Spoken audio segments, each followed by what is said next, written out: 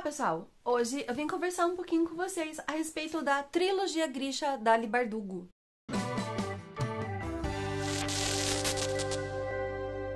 Como vocês sabem, a meta do meu ano é composta apenas por continuações, quer dizer, nem toda ela.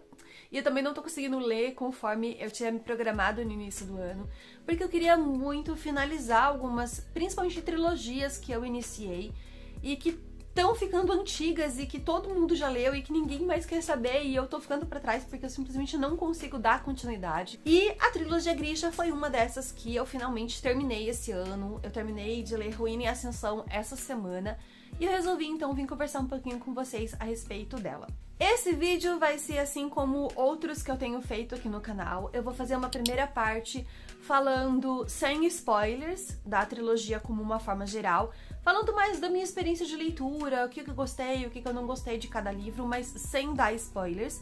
E depois, uma segunda parte do vídeo, aí vem realmente os spoilers, que normalmente é onde eu reclamo pra caramba. Eu quis, então, ler Sombra e Ossos por causa da adaptação que saiu da Netflix. Fiquei muito empolgada com o trailer, gostei bastante da premissa ali da história e resolvi comprar o primeiro livro pra ler, pra ver se eu também gostava. E eu comecei a ler logo na amostra que a Amazon enviou pelo celular e eu gostei bastante. Quando chegou o livro pra mim, eu devorei e eu curti muito esse primeiro livro. Eu não vou falar, gente, do que se trata a história, porque eu acho que isso é desnecessário. Sombra e Ossos é uma trilogia já bem antiga. Quem não leu, assistiu a série da Netflix. Quem não assistiu a série da Netflix provavelmente sabe sobre o que fala, de tanto ouvir, né, as outras pessoas falarem sobre. Sombra e Ossos e toda a trilogia, eles são livros assim mais fluidos, mais rápidos de ler.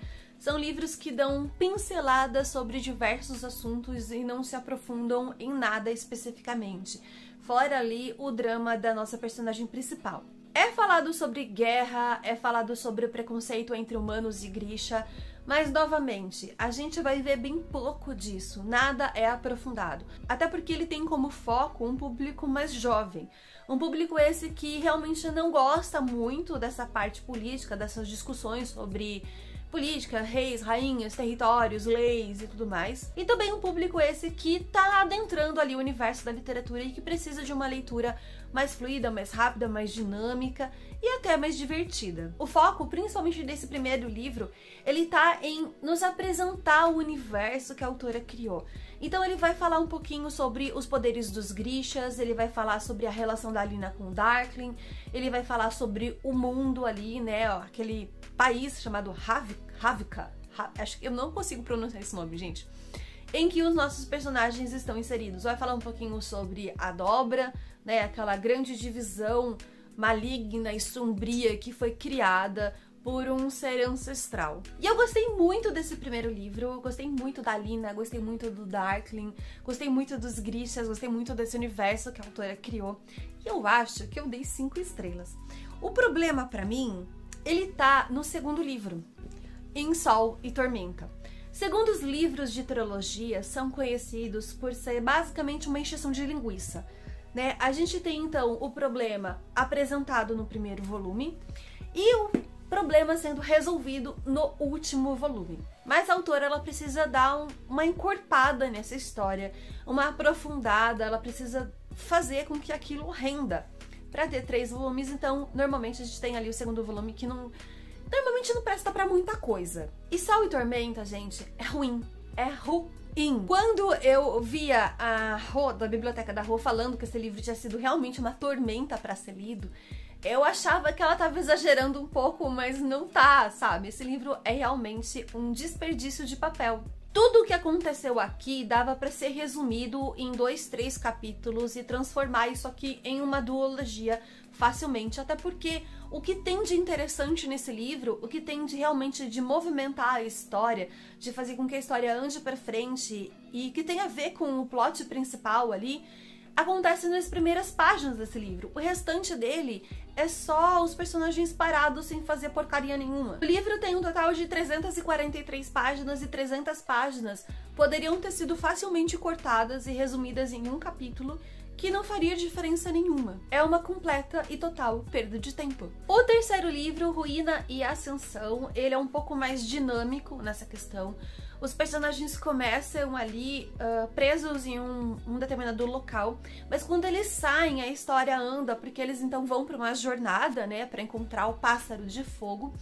E, enfim, cada capa do livro tem ali uma criatura mística, né, que a Alina precisa encontrar. E eles vão então em busca do Pássaro de Fogo e a história ela começa a ficar mais fluida, mais dinâmica e a leitura acaba se tornando mais rápida. Mas puta que eu pariu, que final bosta! Desde o início eu não consegui engolir o Mali. O Mali pra mim ele é um completo, total desperdício de palavras. Se a gente tirasse ele da história e substituísse por uma bússola ou por um mapa, dava no mesmo. Pra mim, a autora ela não conseguiu passar de forma nenhuma, em nenhum momento desses 3 livros, a paixão, o amor que a Alina diz sentir por ele e o amor que ele diz sentir pra Alina. Pra mim é uma relação completamente sem química. Qualquer personagem tem mais química com a Alina do que o Mali. Fazendo pra vocês então um resumo dos 3 livros, antes de eu entrar realmente na parte com spoilers. É uma série, é uma história, é uma ideia de mundo que eu gosto muito. Os Grishas com os poderes, a Conjuradora do Sol, o Conjurador das Sombras, todo o problema ali que aquele país enfrenta por ter acontecido o que aconteceu com a Dobra, o preconceito com os personagens, com os Grishas, o medo que eles têm dos países vizinhos, porque são países que não têm tolerância com os Grishas. Só que tudo isso não foi trabalhado dentro de toda a trilogia. Esse é o principal problema pra mim. Eu tenho na minha cabeça uma ideia de história que seria maravilhosa, que não acontece aqui dentro, sabe? Que não acontece aqui dentro. Então, eu não desrecomendo a leitura da trilogia como um todo. Porém, eu acredito que são livros que vão funcionar melhor realmente com quem não tem muita experiência de leitura, com quem não leu outras obras de fantasia, para quem não tem um conhecimento, uma bagagem muito grande de livros de fantasia. Porque outros livros, eles têm mundos tão legais de serem lidos quanto esse, só que eles aprofundam realmente em seus dramas, em suas situações, coisa que esse aqui não faz. Então, pra gente que é um pouco mais velho, que tem um pouco mais de experiência de leitura, eu nem digo velho, assim, gente, de idade realmente, tá? Porque eu sou uma pessoa, eu já tenho mais de 30 anos, mais de 35 na verdade, e eu gosto de literatura jovem. Tá? Eu gosto de livros mais divertidos, mais fluidos e que não desgastam tanto tempo, tantas páginas com problemáticas de política e tudo mais. Só que eu gosto de histórias bem trabalhadas e bem aprofundadas e narradas e não acontece aqui, infelizmente não acontece aqui. Pra mim, o segundo volume, que eu falei pra vocês, poderia simplesmente não existir, que não iria fazer diferença alguma. Você pega todas as 350 páginas, resume em 2 capítulos e faz uma duologia tranquilamente, que ó, fica chuchu. Ainda economiza dinheiro de publicação e do leitor que não precisa comprar 3 livros. Agora eu queria desabafar com vocês, reclamar um pouco com vocês, que aí eu vou precisar falar spoilers, porque eu vou falar de coisas específicas que aconteceram nos livros, e principalmente do último livro, né, que foi o último que eu terminei de ler. E assim, pra mim, desde o início, o problema foi o Mali. Se a gente arrancasse o Mali da história, eu acho que tudo ficaria muito melhor. Ele tem preconceito com os Grishas desde o início que a Alina descobre que ela é uma conjuradora do sol, né, que tem aquele momento no barco em que ela explode e protege todo mundo. Ele não gosta de que ela tenha poderes, de que ela seja poderosa e que ela seja diferente dele. E assim, eu não compro essa ideia de que ele gostava da Alina desde o início, mas ele achava que ela não dava bola pra ele, sabe? Pra mim essa história não desceu. Ele só foi atrás dela porque ele ia perder ela. Porque ele ia perder a amiga idiota, trouxa, que fica correndo atrás e que tá ali sempre babando ovo pra ele. E ele fica catando outras diversas mulheres na frente dela. E ela fica ali de backup pra hora que ele cansar dessa vida, ele ter a trouxa idiota que tá ali por ele, sabe? Definitivamente esse comportamento eu não compro, tá? Isso não funciona pra mim. Então o final de Ruína e Ascensão pra mim foi uma bosta, foi uma porcaria. Foi um final preguiçoso pra fazer com que a Alina perdesse todos os poderes e ficasse com aquele idiota. As cenas de interação entre eles, até as cenas em que eles chegam realmente a se beijar e ficar juntos e tudo mais, pra mim foram cenas muito fracas, foram cenas que eu não consegui sentir amor, desejo, não consegui sentir aquela paixão que eles diziam sentir um pelo outro. E nem eu falei pra vocês, qualquer personagem ali tinha mais química com a Alina do que o Mali. E quando a autora faz com que o Nikolai seja transformado em um monstro pelo Darkling, ali pra mim ela já jogou tudo no lixo, porque ela mostrou que ela mesma sabia que qualquer um tinha mais química com a Alina do que o Mali. Só que como ela tinha planejado desde o início que os dois ficassem juntos, ela precisava tirar qualquer outra disputa amorosa da frente, porque, né, não fazia sentido. As melhores cenas de Ruína e Ascensão pra mim foram as cenas em que a Alina, ela tava destruindo tudo com seus poderes, ela tava lutando, ela tava batalhando e ela tava interagindo com o Darkling.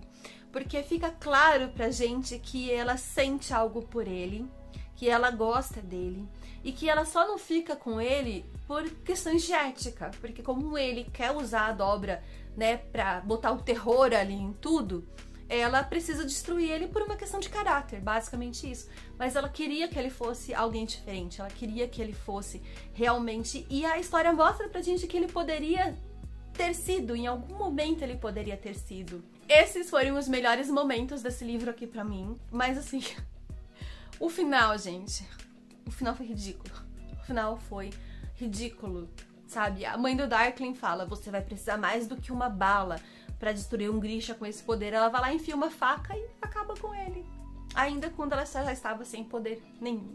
Então, de novo, é uma história que tinha tudo pra ser muito boa. É uma história que tinha tudo pra ser maravilhosa, muito bem narrada, muito bem desenvolvida, vamos colocar assim. Acho que o problema não é exatamente a narrativa, é o desenvolvimento. Porque ela não se aprofunda em nada do que ela diz aqui. A gente tem guerras acontecendo que não são mostradas. A gente tem preconceito entre Grishas e seres humanos que são mostrados de uma forma bem porca pela autora. A gente tem tudo sendo mostrado pra gente de uma forma bem rasa e bem superficial. No fim, eu acredito que são livros que poderiam ser muito bons, mas eles são fracos e mal desenvolvidos. Eu gosto da ideia do universo, eu gosto da ideia dos Grishas, mas eu não gosto da forma como a autora resolveu desenvolver a trilogia. Todos os 3 livros da trilogia Grisha são publicação da editora Planeta pelo selo Minotauro, e eles têm como tradutor o Eric Novello, que é um autor nacional que eu gosto bastante. Sempre que eu posso eu tô indicando pra vocês Ninguém Nasce Herói dele, que eu curti muito fazer essa leitura. Gostei também do outro dele que tem Neon, agora eu não lembro o título direito, que é um título meio complexo, eu sempre erro na hora que eu vou falar. É uma fantasia urbana que eu curti bastante também, então já fica aí a dica pra quem gosta de fantasia urbana, pra quem gosta dessas leituras, dá uma procurada, e pra quem gostou da tradução do Eric, ficar de olho nele enquanto autor. Esse foi o vídeo de hoje então, espero que vocês tenham gostado. Comentem aqui embaixo o que vocês acharam da trilogia Grisha, se vocês também já finalizaram a leitura. Eu vou gostar bastante de saber qual foi a opinião de vocês. Pretendo ler ainda esse ano a duologia do Six of Crows, que já me falaram que o desenvolvimento de personagem lá é muito melhor, né? Ele acontece após os acontecimentos aqui de Sombra e Ossos, então eu tô bem curiosa. Até porque também a gente já teve uma ideia dos 3 personagens que são os protagonistas dessa duologia na série da Netflix, porque ela tá, então, juntando esse universo em uma coisa só. E não se esqueçam, caso vocês forem fazer alguma compra no site da Amazon, fazendo isso através do meu link me ajuda bastante, porque eu recebo uma pequena comissão e essa comissão me ajuda, porque eu tô tentando economizar, tô tentando juntar esse dinheirinho pra comprar uma câmera aqui pro canal e gravar vídeo pra vocês com uma maior qualidade de imagem e de som. Se você gosta do meu trabalho, gosta do meu conteúdo, não quer perder nenhum vídeo novo, entra pro nosso grupinho do Telegram, o link tá aqui embaixo na descrição do vídeo. Ele é um grupo sem interação, realmente só pra notificar vocês quando tem vídeo novo ou quando tem alguma novidade ou alguma promoção na Amazon ou coisa do tipo. Não se esqueçam de deixar o like no vídeo, ele é muito importante, ajuda muito o crescimento do canal e a divulgação do vídeo, e se inscrever se você ainda não for inscrito. Um beijo, até a próxima!